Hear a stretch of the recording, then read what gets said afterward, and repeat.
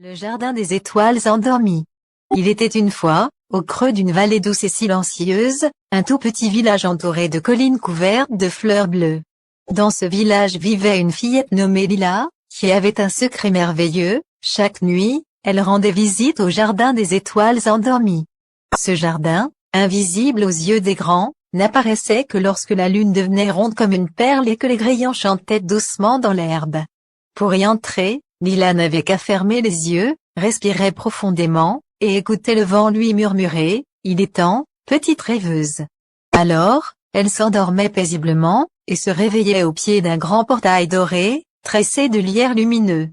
Derrière le portail, le jardin s'étendait à l'infini, rempli de fleurs qui brillaient comme des lucioles, et d'arbres aux feuilles argentées qui fredonnaient de vieilles berceuses.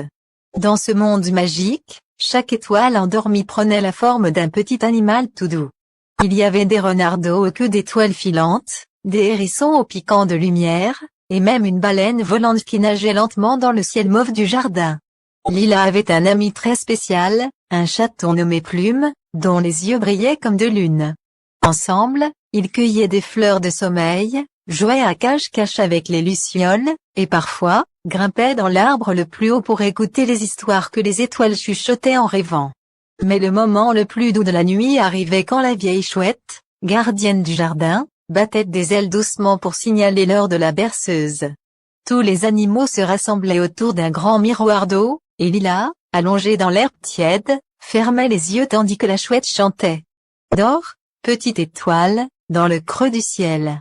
Le monde est tranquille, tout doux, tout fidèle. Et quand le chant touchait à sa fin, Lila se laissait porter par une brise légère, qui la ramenait doucement dans son lit, dans sa chambre, un petit sourire encore accroché à ses lèvres. Elle savait que, la nuit suivante, le jardin des étoiles